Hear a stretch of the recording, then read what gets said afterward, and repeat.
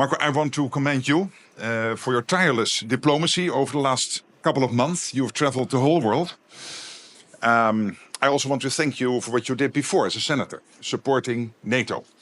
And we will have a lot to discuss over the coming 2 days. Of course, Ukraine, as I said before, President Trump, the team, you broke the deadlock. You started a process of negotiations with our full support to bring the Ukraine war to a lasting, to a durable peace. And in the meantime, the Europeans are stepping up, providing a lot of military support into Ukraine. And we have seen the latest numbers coming in that overall NATO allies have provided in the first 3 months over $20 billion in support to Ukraine to make sure they can stay in the fight as long as it continues.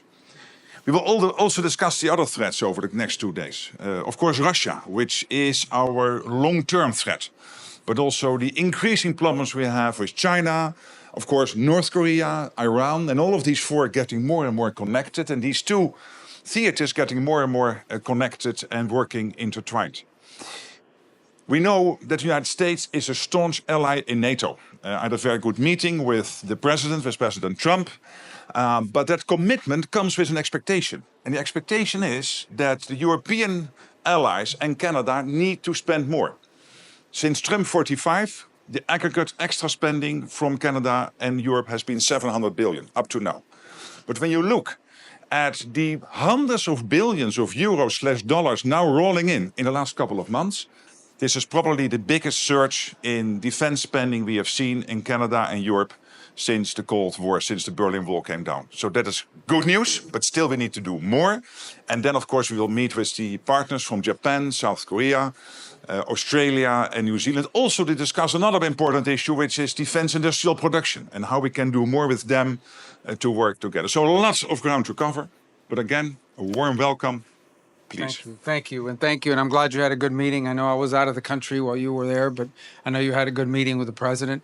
Thank you for your condolences at the 4 Americans who tragically lost their lives in an important training exercise. We honor them, and it also reminds us that the United States is in NATO. We are as we speak right now, the United States is as active in NATO as it has ever been. And some of this hysteria and hyperbole that I see in the global media and some domestic media in the United States about NATO is unwarranted. The President Trump's made clear he supports NATO. We're going to remain in NATO. He's made clear by our first ambassador that got out of the United States Senate is our ambassador to NATO, who joins us here today on his first hour on the job. So all of that is a testament to it. But we want NATO to be stronger. We want NATO to be more viable. And the only way NATO can get stronger and more viable is if our partners, the nation states that comprise this important alliance, have more capability. This is a collection not just of partners and allies, but of advanced economies, of rich countries who have the capability to do more. We understand that's a trade-off. We have to do it every single year in our country. I assure you that we also have domestic needs, but we've prioritized defense because of the role we've played in the world, and we want our partners to do the same. And I understand there's domestic politics after decades of building up vast social safety nets that maybe don't want to take away from that and invest more in national security. But the events of the last few years, a full-scale ground war in the heart of Europe, is a reminder that hard power is still necessary as a deterrent.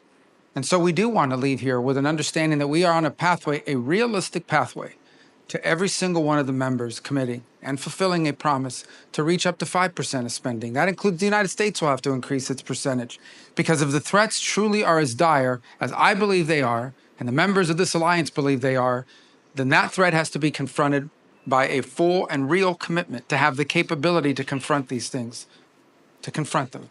And that's been the message President Trump had in his first administration, and it's the one he brings into this one. He's not against NATO. He is against a NATO that it does not have the capabilities that it needs to fulfill the obligations that the treaty imposes upon each and every member state. And it wants our nation, and no one expects that you're going to be able to do this in 1 year or 2, but the pathway has to be real. This is the hard truth, but it is a basic one that needs to be said now in order for us to prove and in order for us to build the kind of NATO that has the capability to defend the territories of our nation states and deter any action that would be aggressive against any one of us. So I hope to have a chance to engage on that here today in our conversations. I'm sure we will. Of course, we're also happy to be joined by our Indo-Pacific partners who have become great partners to the alliance, as we also see increased threats to both freedom of navigation and territorial integrity in the Indo-Pacific. So we look forward to engaging them as well in this context. And thank you for the chance to be here in my first visit. I hope it'll be very productive. Will.